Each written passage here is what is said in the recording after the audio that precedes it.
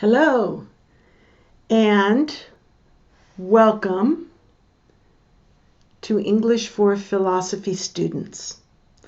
Today we are in lesson number 27 of our study of Jordan Peterson's 12 Rules for Life. And we are in lesson number 14, considering rule number 4. Last week, we ended by quickly reading the first paragraph in the section, the Old Testament God and the New Testament God. Let's see what my pen is doing. The first paragraph, which we studied last week, basically pointed out,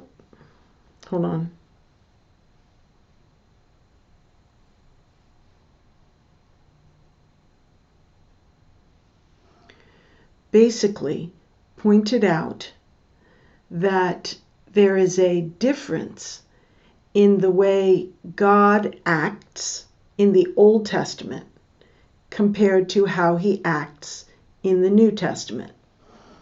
And some people think they're literally different gods, that there is no continuity between the God of the Old Testament and the God of the New Testament. Now, in my personal reading of the Bible, I do not agree. I see perfect continuity between Old Testament God and New Testament God. This could be the subject of a very long discussion, but I will share with you briefly that I see that God created everything good, and when mankind fell, a situation arose of estrangement between God and man. And God took it upon himself to repair the breach.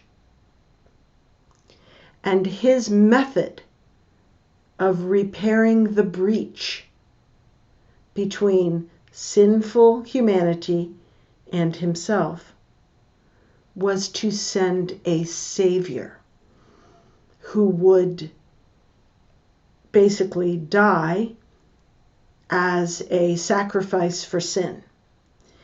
And in order to communicate this to mankind, God set up a people, Israel, and a religious system of sacrifice for sin.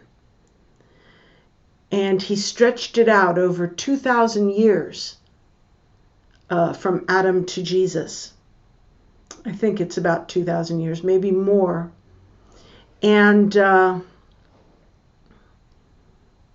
when Jesus came, he fulfilled the entire system of sacrifice of the Old Testament. And he brought God and man back together. And now God and man are together again because of the mediation of Jesus. Jesus became a bridge between God, who was offended in his holiness by sinful men, and man, who was sinful. And the breach was healed by a bridge, and that bridge was Jesus. And so when I read the Old Testament, I do see punishments and judgments from God. But I also see a broken-hearted God longing to be restored to his people. And in the New Testament, I see the same God now restored to his people. So for me, there is continuity, not contrast, between Old Testament God and New Testament God. But Jordan Peterson is pointing out in the paragraph that we studied last week that some people see a contrast between Old Testament God and New Testament God. And in the Old Testament, the reality was harsh punishment for sin, not only on the sinner, but on his children and grandchildren, his whole family. This was an undeniable reality that people lived with in the times that are recorded in the Old Testament. And that is true. So let us begin our second, if I can make this work, second paragraph in the section.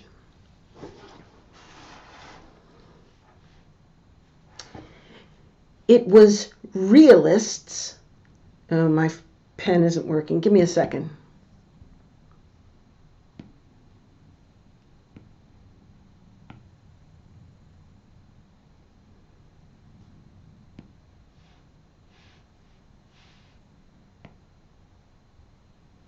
Okay. It was realists. Oh, why isn't this working? Okay. Who created or noticed Old Testament God. When the denizens of those ancient societies wandered carelessly down the wrong path, they ended up enslaved and miserable, sometimes for centuries, when they were not obliterated completely. Was that reasonable? Was that just? Was that fair? The authors of the Old Testament asked such questions with extreme caution and under very limited conditions. They assumed instead that the Creator of being knew what he was doing, that all power was essentially with him, and that his dictates should be carefully followed. They were wise. He was a force of nature. Is a hungry lion reasonable, fair, or just? What kind of nonsensical question is that? The Old Testament Israelites and their forebears knew that God was not to be trifled with, and that whatever hell the angry deity might allow to be engendered if he was crossed was real. Having recently passed through a century defined by the bottomless horrors of Hitler, Stalin, and Mao, we might realize the same thing. Let's go back to the beginning. Boy, my thing doesn't want to cooperate today. Okay. It was realists who created or noticed Old Testament God. Okay, so notice, created or noticed. Jordan Peterson is not taking a religious position here. As a psychologist, he sees that these stories are deep, and that these stories in the Old Testament reveal something about the human psyche that goes way back into our evolution.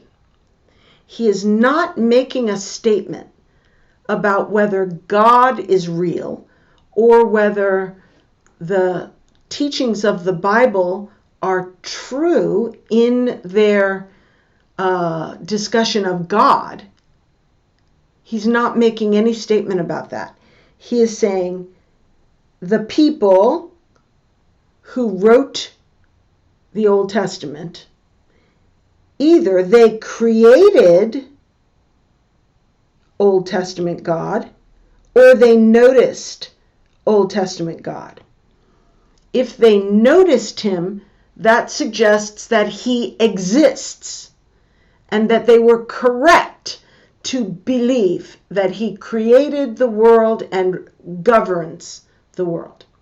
If the realists created Old Testament God, then that means they were projecting some idea of a higher power onto the universe. God doesn't really exist, but for some reason, early man developed the idea that there was a God, and they sort of anthropomorphized nature. They made nature into the image of a superman and called it God. So either the people, the realists, either the people who wrote the Old Testament noticed something that truly is God, or they invented and created a concept of God in the image of personal man, but bigger. Jordan Peterson is making no statement about what he believes the origin of this idea of God is. He doesn't want to go there right now. So he calls them realists. A realist is a person who does not fool themselves with happy falsehoods. A realist is a person who sees what really happens and believes in reality. There is such a thing as an optimist and a pessimist. An optimist is a person who expects good things all the time. A pessimist is a person who expects bad things to happen. So if I'm an optimist, I expect good weather tomorrow, and I expect that the world will not end in my lifetime, and I expect that I will be healthy and that I will be provided for financially, etc. If I am a pessimist, I think it'll probably be bad weather tomorrow, and probably the economy is going to collapse soon, and probably the world is going to end soon, and probably I will lose all my money and be poor and hungry and alone in my old age. That is a pessimist. A realist is a person who is neither unduly positive nor unduly negative. The funny thing is, optimists like to call themselves optimists. They like to say, I am an optimist. But pessimists prefer to call themselves realists. They always say, I am not a pessimist, I am a realist. But really, a realist simply sees what really is. And when Jordan says it was realists who created or noticed Old Testament God, what he is saying is that the human beings who wrote the Old Testament were actually reacting to true circumstances, to truth in the human experience. Whether it's a personal God who is sending bad punishments to you, or whether it is simply forces of nature that cause bad things to happen. It doesn't matter. The fact is, bad things happen when you do the wrong thing, when you sin. Bad things happen. That is what the people of who wrote the Old Testament experienced consistently throughout the thousands of years of history. So they were realists. They were not making something up. They were not pessimists. So it was realists who created or noticed Old Testament God.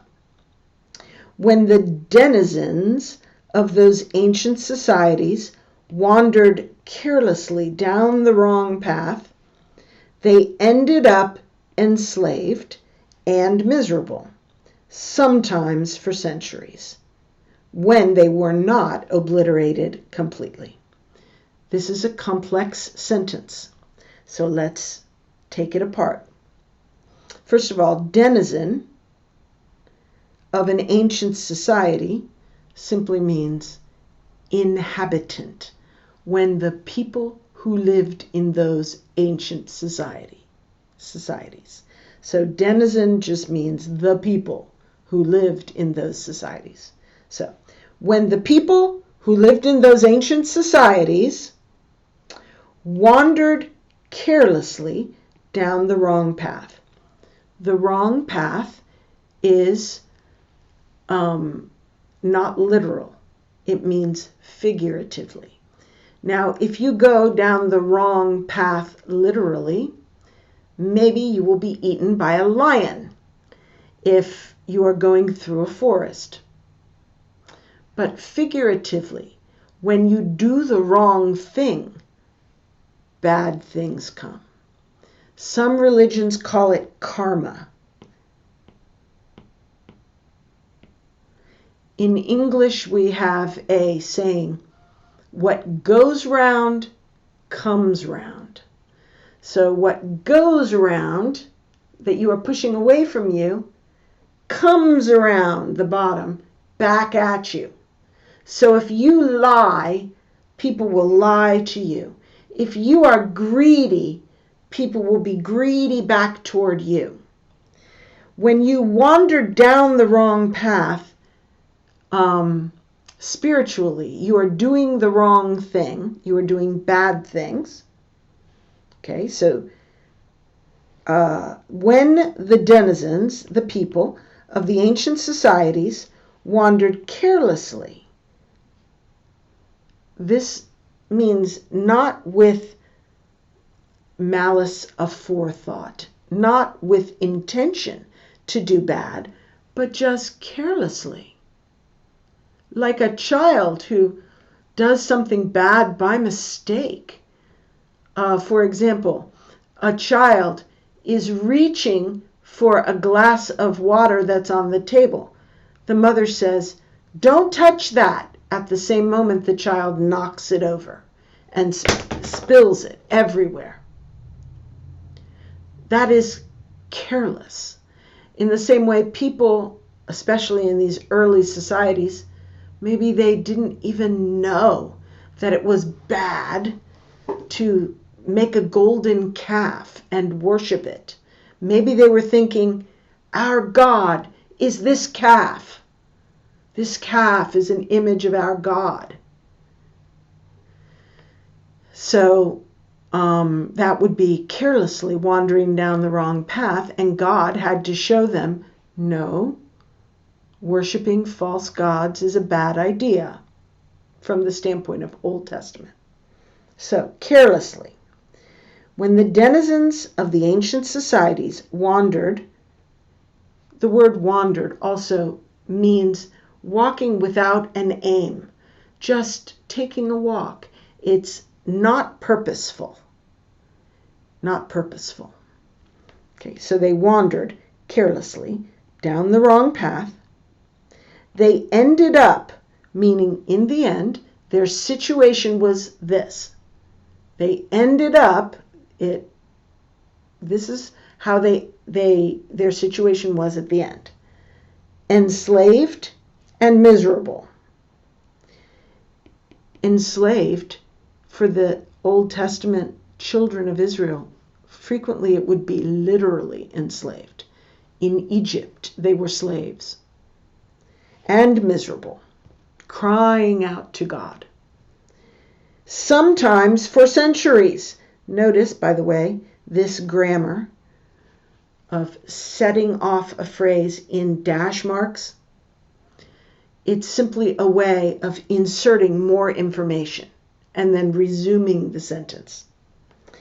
So they were enslaved and miserable, sometimes for centuries, hundreds of years, when they were not obliterated completely. So what this means is sometimes they were obliterated completely. Okay? Sometimes when the ancient peoples went down the wrong path, they ended up obliterated completely. An example of this would be the people who lived in the cities of Sodom and Gomorrah. God rained down fire on those two cities because of their extreme wickedness, and the people were obliterated completely. But when they were not obliterated completely, then they ended up enslaved and miserable, sometimes for centuries. So this is a construction in English that is frequently used. You say, this is what happens if not this worst thing. So these people ended up enslaved when they weren't obliterated completely. A mother could say to her son, if you keep drinking, you'll be on the streets like a drunk if you even live to be 20 years old. So you will either die or you will be a drunk on the street. It's a very common construction. The likely bad outcome is stated first, and then the less likely, extremely bad outcome is stated second. You will end up enslaved and miserable, maybe for centuries, if you're not obliterated completely. It's a common construction. Was that reasonable? Was that just? Was that fair? Right now, in Virginia, today, we had an election for local and state government. And I read the policy platforms of all of the candidates. And it was very interesting. Many of the Democratic candidates were in favor of releasing prisoners from jails, making jails easier, giving prisoners more benefits like college education in jail. In our day, we do not really like the idea of harsh punishment. In America, many people believe it is abusive to spank a child, even in a measured way, without anger, for serious offense. There have been laws that have been passed in some places that you're not allowed to, quote, inflict pain on a child. In Virginia, we have a law that says you are not allowed to inflict harm on a child. And harm is defined as any sort of a disability that will last more than 3 days. So you can't obviously break a bone or injure a child's organs or give them any sort of an injury, the effects of which last more than 3 days. So, and I agree with that, by the way. But at any rate, there are people, in fact, one of my employees had a conversation with me yesterday in which he said he is very against belief in God, and he believes religion is bad for society. And even if religion were proven to be good for society, he still would be against religion on the grounds of truth. And I asked him, what are you talking about truth? And he said, God, as portrayed in the Bible, cannot be true. It is impossible that God could exist and be all-powerful and good. Because, and I asked him why, he said, because he allows bad things to happen. Like the Holocaust of the Jews. He said the Holocaust of the Jews is proof that God does not exist. And also, I actually argued against that. I said that maybe God had a larger plan, that God was planning to bring some great good out of this evil, such as the renationalization of Israel or something. And then my employee made a joke, but he believed it to be true.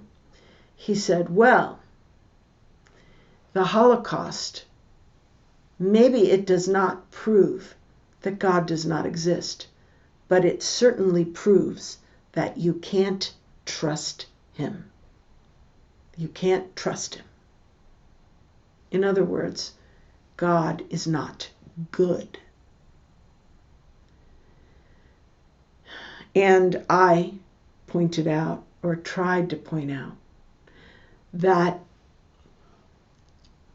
it is kind of ridiculous and small-minded and shallow to expect God to do for everyone what they would like to have him do.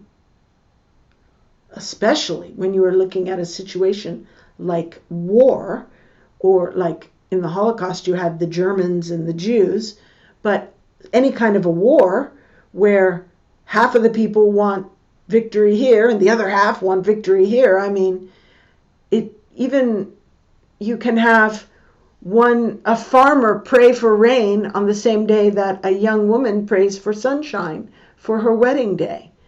Obviously, we can't expect God to give us what we want. But my employee was saying, the fact that God allows suffering is proof that A, he doesn't exist, and when I pointed out a bigger context, B, you can't trust him. And he laughed with that. The truth is, you cannot trust God to do your will. He doesn't promise to. But the Bible, in my opinion, and the experience of mankind, in my opinion, gives good grounds for trusting that God will do his will, and that in the end it will be good. And in the end, all knees will bow and all tongues will proclaim the goodness of God. Everybody will see how good it is when all things which are secret now are revealed. This is my faith, and it is conceivable. My employee said it is logically impossible to believe that God is both good and powerful because of the presence of evil. But to me, it is logically consistent to see that in a bigger context, even our small sorrows and trials turn to something good in our lives. Even in this lifetime, how much more in the context of all eternity. So anyway, so these questions: is it reasonable? Is it just? Is it fair to obliterate all the people in Sodom and Gomorrah? My employee would say, here is proof that God either isn't powerful or isn't good. Any God who would rain down fire on a whole city is a monster. This is a common argument today. So Jordan Peterson is quoting basically the spirit of this argument. The idea that when you go down the wrong path, you end up enslaved or miserable, sometimes for centuries, if you are not obliterated completely. Is that reasonable? Is that the act of a reasonable God? Is that just? Is that fair? These are the questions that the non-believer asks with great self-righteousness. They say, I myself would be a better God than God because I would not do that. I am morally superior to Old Testament God. That's what people think. Okay, so was that reasonable? Was that just? Was that fair? The authors of the Old Testament asked such questions with extreme caution and under very limited conditions. They were actually afraid to say, is this fair? Because they knew that God could send a lightning bolt and destroy them. So they were cautious. They feared God. They were afraid of God. But also, they held him in reverence. Reverence is a form of deep respect and awe. Reverence. This is something we are lacking in our society. So partially because of reverence, they didn't ask these questions too strongly, and partially because of fear. My employee has no reverence for God, and so he's like, he even said yesterday, dying on a cross isn't such a big deal. Many people have died on crosses. Why should that purchase humanity? He said, you would, if you thought your daughter was going to go to hell, wouldn't you die on a cross for her? And I thought, probably not. I mean, maybe. But he was saying that any normal human would lay down their life for someone. He doesn't have reverence for God or fear of God. So he boldly says that the Old Testament God was not fair, not just, and not good.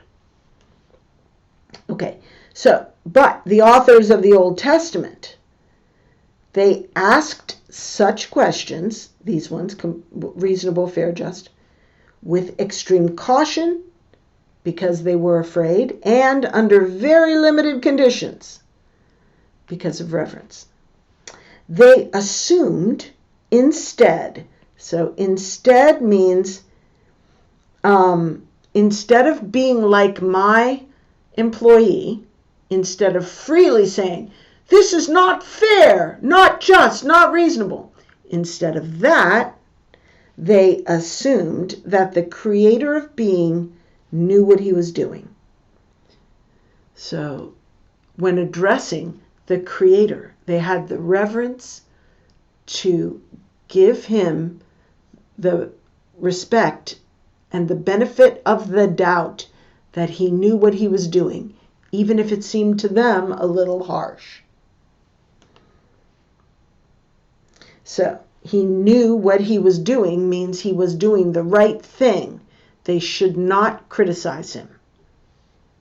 that all power was essentially with him, all power, and that his dictates should be carefully followed. So his dictates means his commands. Notice we capitalize pronouns and nouns that refer to God. So creator of being is capitalized because it refers to God. H for his. Whenever you are referring to God, you use a capital letter in English. So they didn't say, God is wrong for obliterating people and punishing people. Instead, they said, God is probably right. He created everything. He has all power. We should obey him. They were wise, unlike us.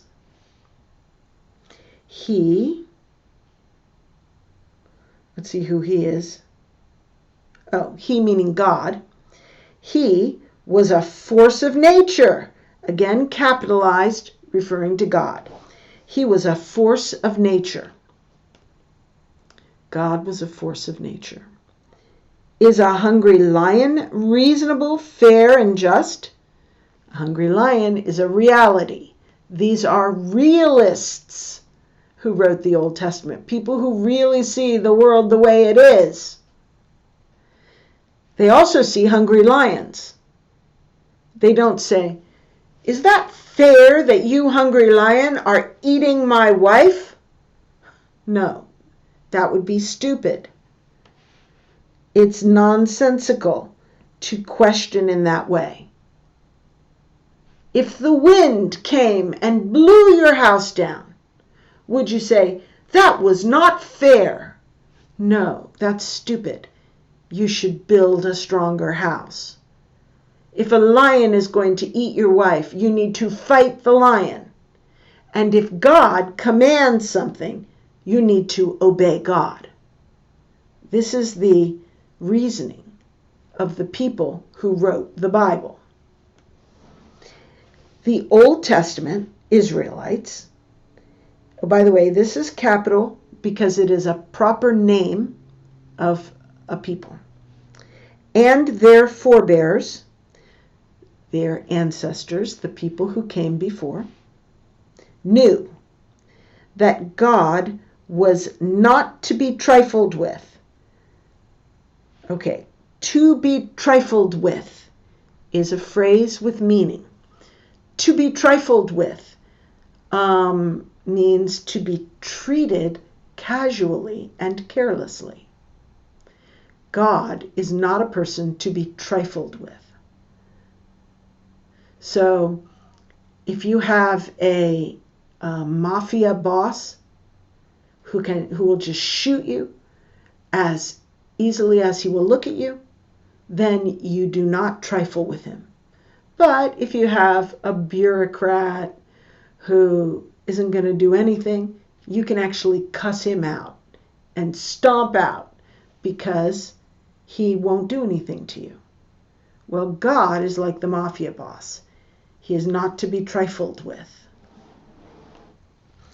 And so the Israelites knew that God was not to be trifled with, and that whatever hell, proper name, the angry deity, God, capital, might allow to be engendered if he was crossed. Okay, so if he was crossed means if you offend him. So whatever hell God, the angry God, might allow to be engendered. So to be brought into being, whatever hell he may bring upon you if you cross him, was real. My employee does not believe this.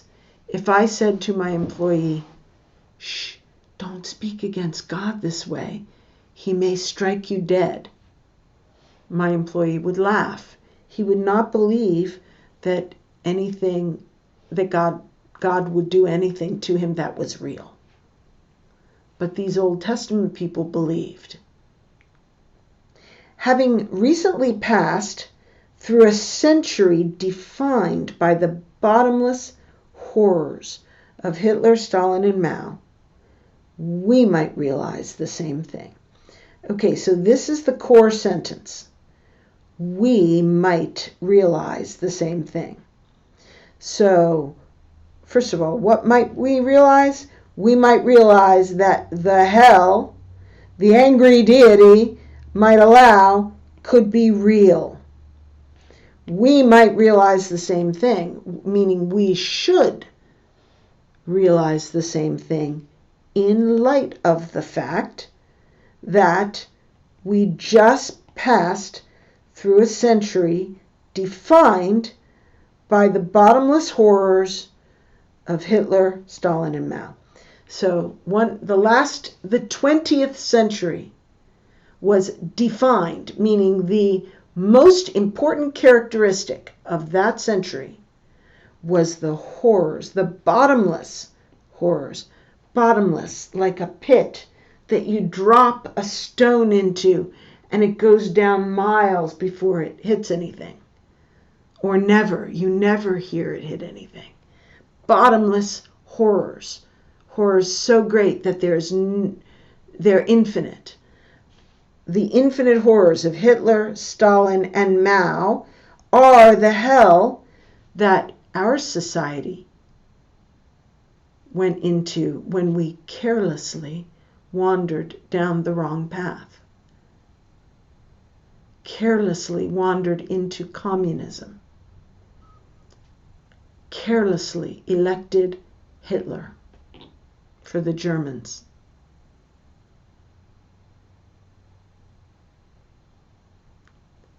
Carelessly allowed a spirit of hatred of Jews, or hatred of dissenters, people who don't agree politically, to take root and be expressed in violence.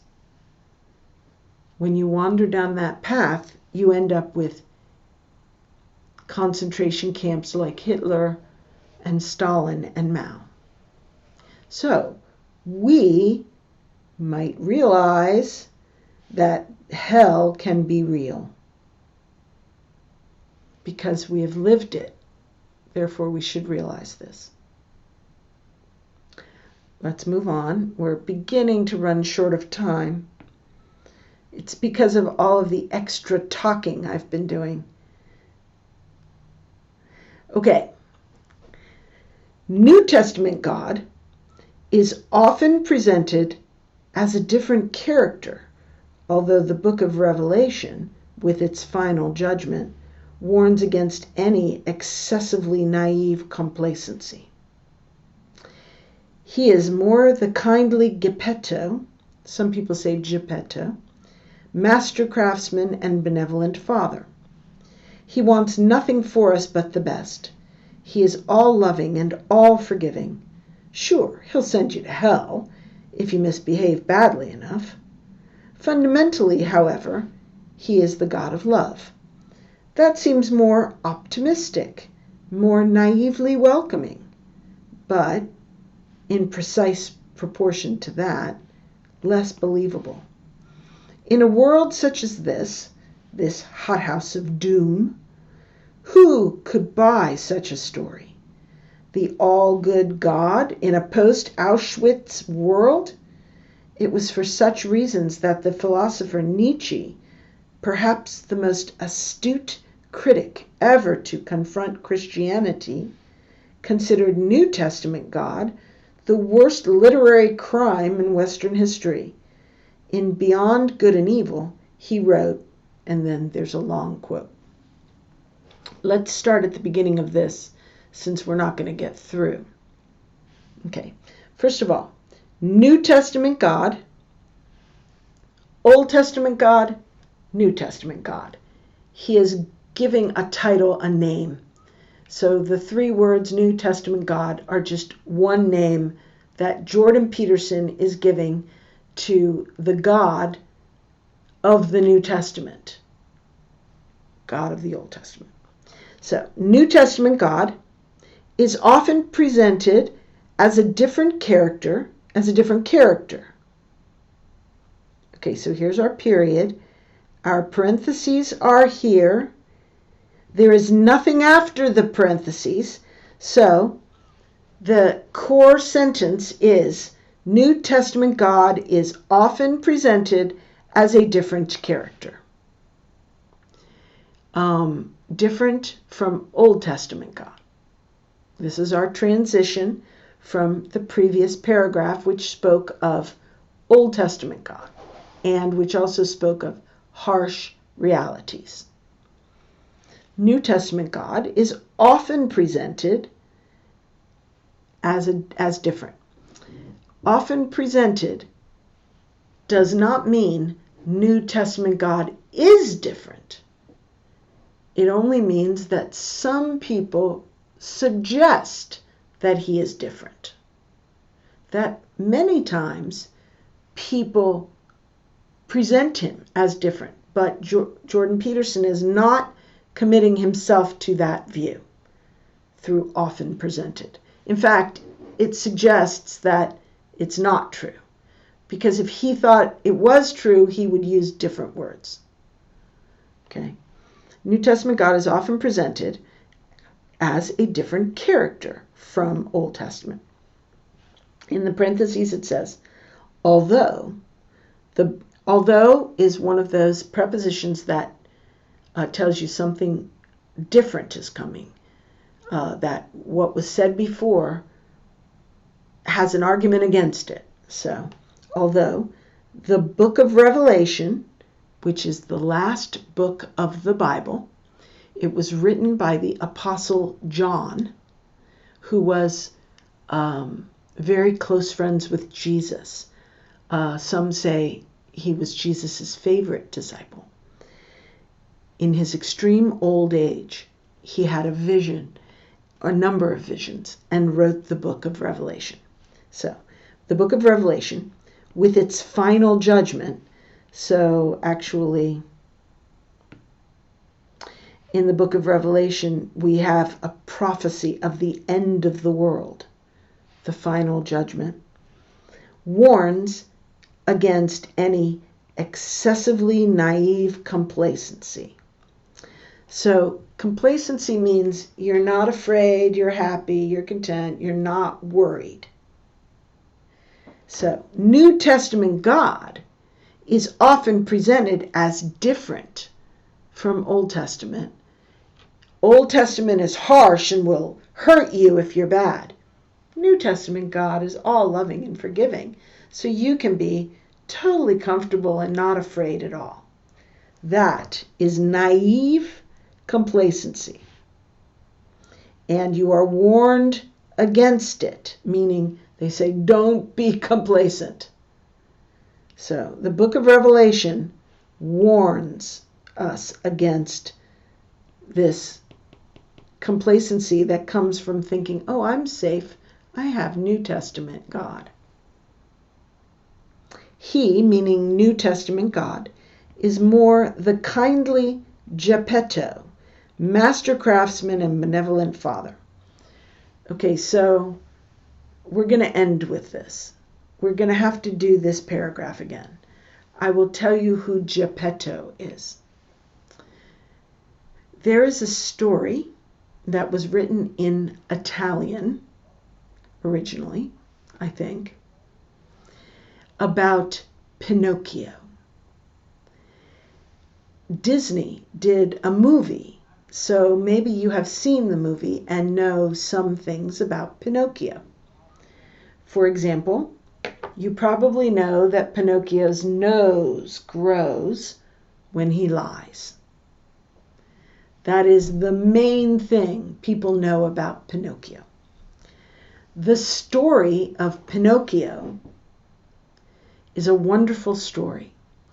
And if you can find a true translation of the original story, you should get it and read it for yourself and your children. It is a marvelous story. In that story, there is a character named Geppetto who is a wood carver. He is very poor, but he is a master craftsman, really excellent at his art. And he is very sad because he does not have a wife or a child.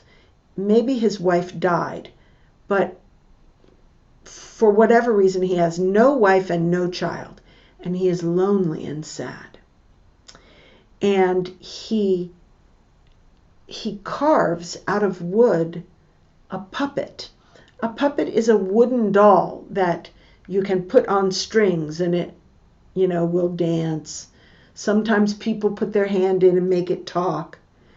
A puppet.